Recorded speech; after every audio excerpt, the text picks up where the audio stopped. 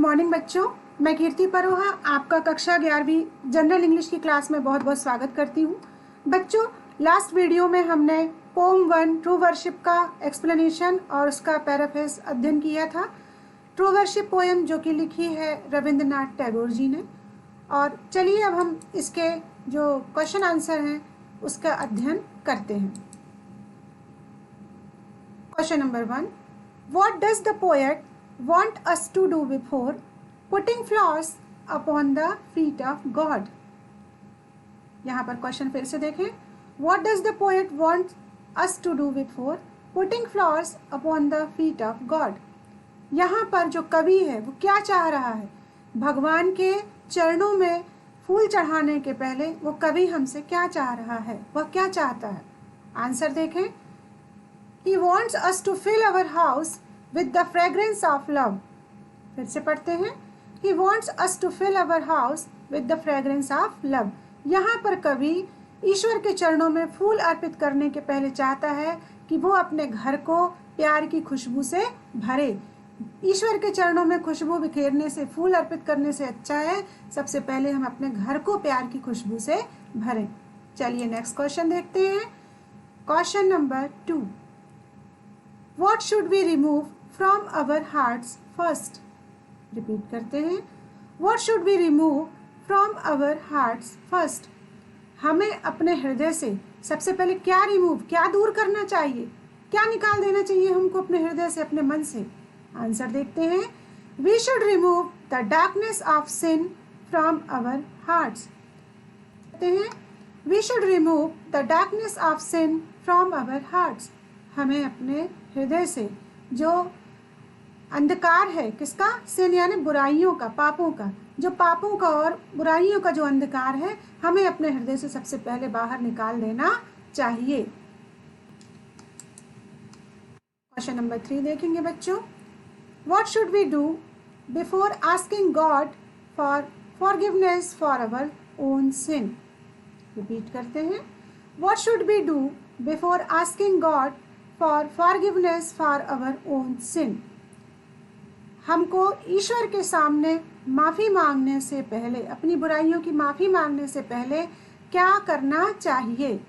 हम ईश्वर के सामने जाकर माफ़ी मांगे उसके पूर्व हमें क्या करना चाहिए?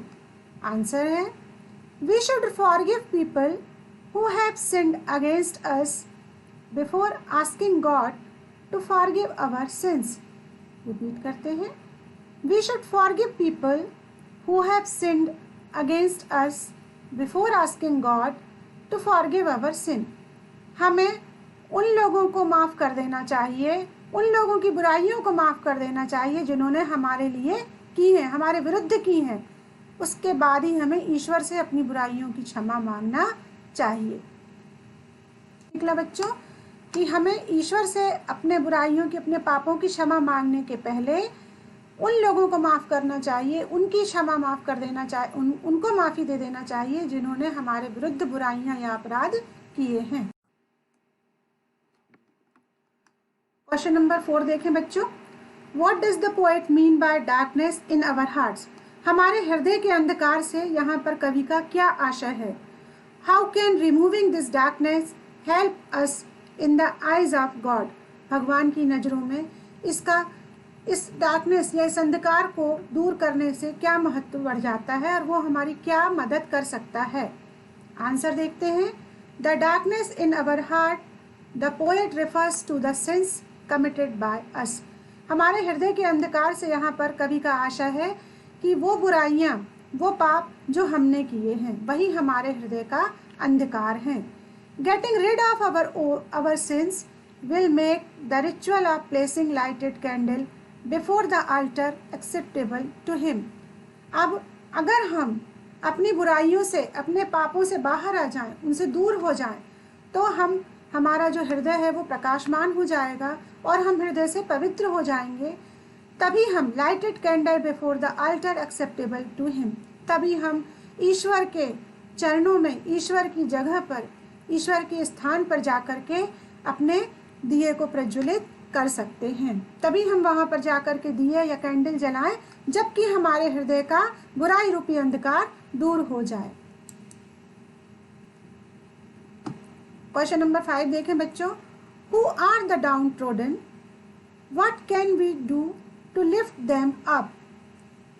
हमने आपको अपने प्रीवियस वीडियो में बताया था डाउन ट्रोडन के बारे में कि पद दलित लोग, समाज से दलित लोग कौन हैं, what can we do to lift them up, और हम सब मिलकर के उनकी क्या सहायता कर सकते हैं, उनको ऊंचा कैसे उठाएं, उनके स्तर को ऊंचा हम कैसे उठाएं।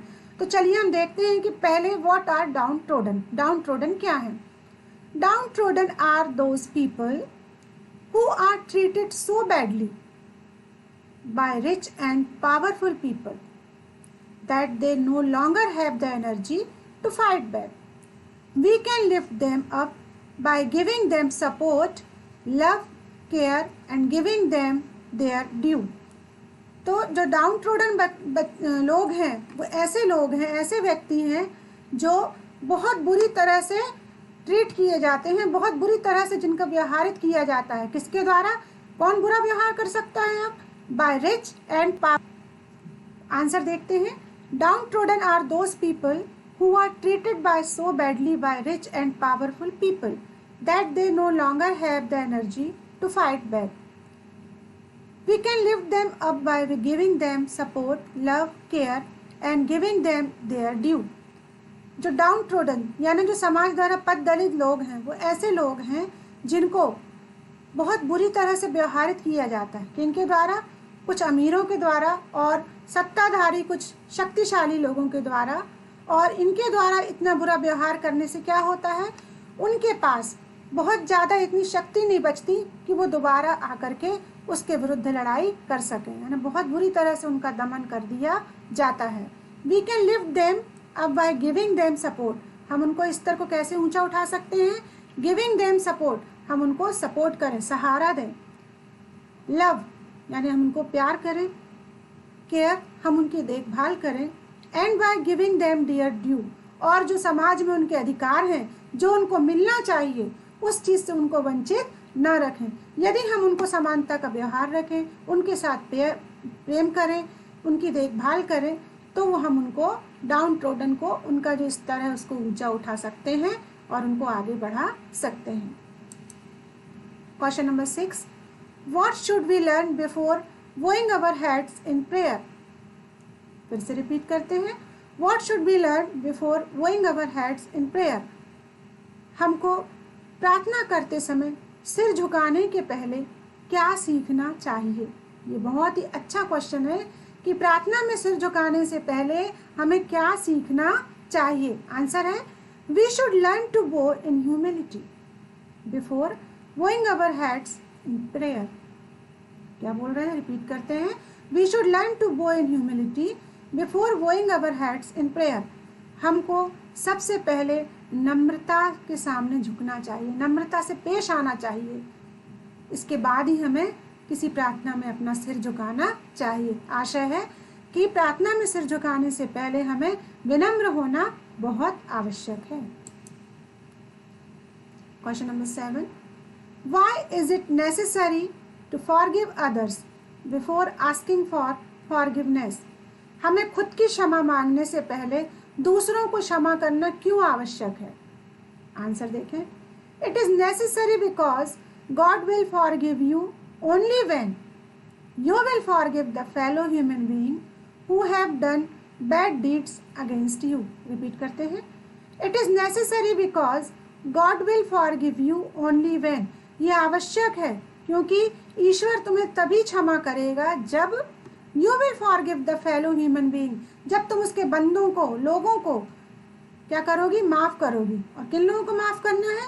Who have done bad deeds against you, जिन्होंने तुम्हारे साथ बुरा बर्ताव किया है, जिन्होंने तुम्हारे विरुद्ध बुरा बर्ताव किया है, पहले उनको क्षमा करो, तभी तुम्हें ईश्वर तुम्हारी बुराइयों के लिए तुम्हें क्षमा करेगा।